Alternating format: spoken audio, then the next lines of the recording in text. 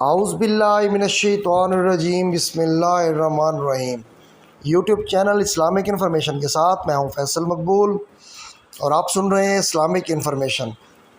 جی سامعین، اس سے پہلے کہ میں اپنے موضوع کی جانب بڑھوں، آپ لوگوں سے درخواست ہے کہ ہمارے چینل کو سبسکرائب کر لیں، بیل آئیکن کو پریس کر لیں تاکہ ہماری آنے والی ہر نئی ویڈیو کی اپڈیٹ آپ لوگوں تک بر وقت پہنچ سکے۔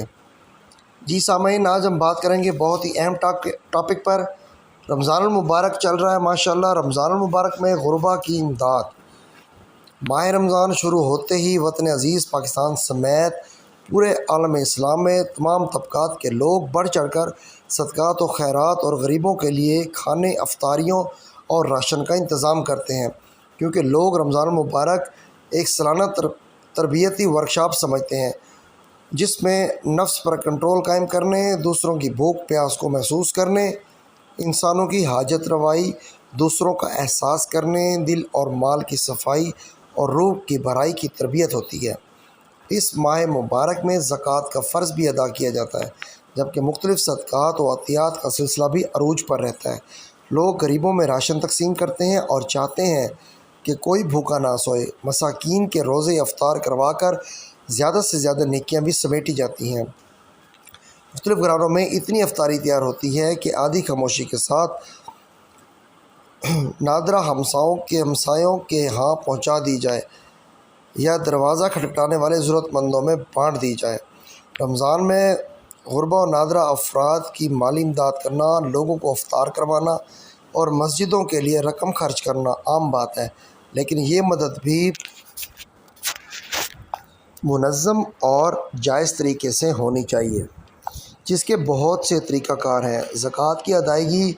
جن 8 مصارف میں زکوٰۃ خرچ کرنا واجب ہے، صدقات تو صرف فقیروں اور مسکینوں کے لیے اور زکوٰۃ جمع کرنے والے عاملوں کے لیے ہے۔ یہ اللہ کی طرف سے ایک فریضہ ہے۔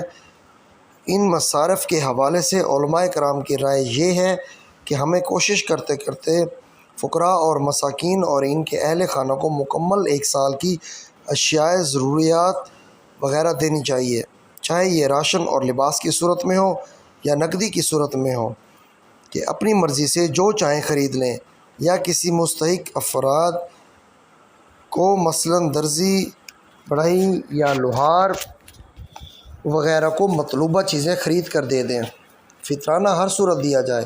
فطرانہ نہ دینا کسی بھی قسم کی مالی مدد کرنے کا طریقہ کار ہے جو کہ صدقہ گنا جاتا ہے۔ علماء کرام کی رائے کہ تقریباً جو تمام مصارف زکوٰۃ کے ہیں انہی کو ہی عید الفطر کی نماز سے قبل فطرانہ دیا جاتا ہے۔ فطرانہ نہ دینا فرائض اور سنت میں شمار ہوتے ہیں جن کو پورا کرنا بے حد ضروری ہے، مگر موجودہ حالات اور معاشرے کے مسائل کو دیکھتے ہوئے اور بھی کئی طریقوں سے غریبوں اور مساکین کی مدد کی جا سکتی ہے، یا اسی زکوٰۃ کو چند اور طریقوں سے ادا کیا جا سکتا ہے۔ کسی کا کاروبار شروع کرا دیا جائے۔ انسانوں کی مالی مدد کرنے کا فلسفہ یہی ہے کہ کسی کی زندگی بدل جائے اور وہ اپنی ضروریات کو پورا کر سکیں۔ اس حوالے سے اور صاحب استطاعت افراد کو چاہیے کہ غریب خاندانوں کو چھوٹا موٹا کاروبار سیٹ کر کے دے دیا جائے تاکہ انہیں آنے والے سالوں میں کوئی پریشانی نہ ہو اور یہ عمل آپ کی ساری عمر کے لیے نیکی بن جائے۔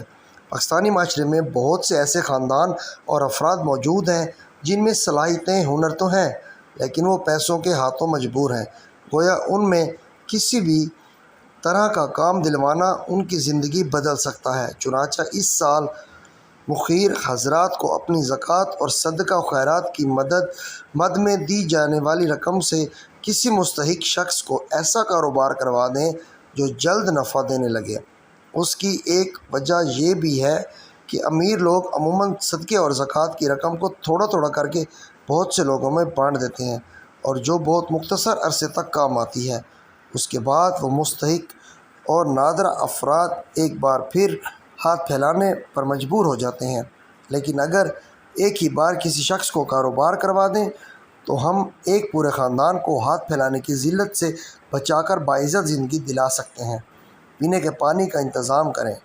ایک کچھ خاندانوں کو مل کر رمضان میں مسافروں کے لیے پانی پینے کا پانی انتظام کرنا چاہیے، وہ پانی کی ایک ایک بوند کے لیے نیکی بنتی رہے گی۔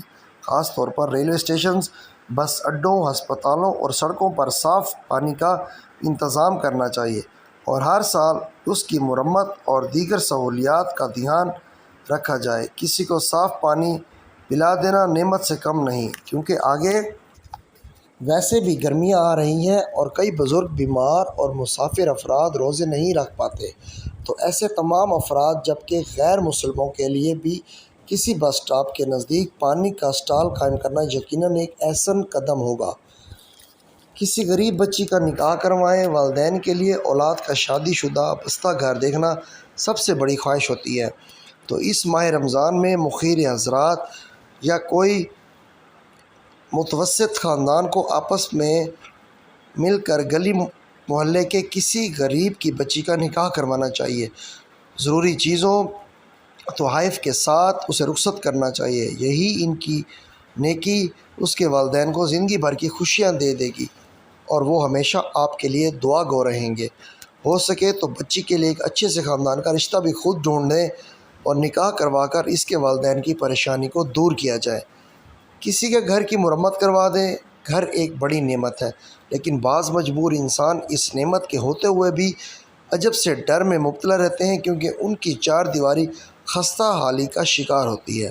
کسی کی چھت گرنے والی ہوتی ہے، کسی کی دیوار، یا کسی کے پاس بجلی پانی جیسی سہولیات نہیں ہوتی۔ چنانچہ صدقے کی رقم سے غریب شخص، خاص طور پر کسی غریب رشتہ داروں کے گھر کی مرمت کروا دینا جو عرصے سے مرمت کا منتظر ہو، بھی ایک بہت بڑی نیکی ہوگی۔ یوں تو یہ تمام نیک کام رمضان کے علاوہ دوسرے مہینوں میں بھی کیے جا سکتے ہیں، مگر چنانچہ ماہ رمضان میں انسان کسی کی مدد کرنے سے نیکیوں کی کمائی کا خاص ارادہ رکھتا ہے، اس لیے ہمیں ایسی امداد پر توجہ دینی چاہیے۔ اس سے تھوڑا تھوڑا کر کے معاشرے کے بہت سے مسائل حل ہو سکتے ہیں۔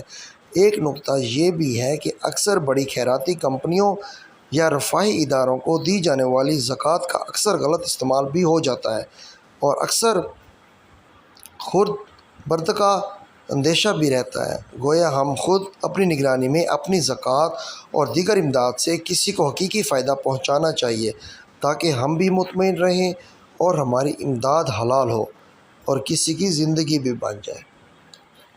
جی سامعین، آج کی قیمتی باتیں جو میں نے آپ سے شیئر کیں، امید کرتا ہوں آپ کو اچھی لگی ہوں گی۔ چھوٹی سی ویڈیو تھی، ہماری ویڈیو کو زیادہ سے زیادہ شیئر کریں اور اپنے دوستوں کو مختلف ایپس پر سینڈ بھی کریں، تاکہ شاید ہمارے تھوڑی سی بات کرنے پر یہ بات کسی کے کام آ جائے۔ اللہ تعالیٰ ہم سب کو جزائے خیر دے، ہمیں نیک اعمال کرنے کی توفیق عطا کرے۔ آمین، اللہم آمین۔ السلام علیکم ورحمۃ اللہ وبرکاتہ۔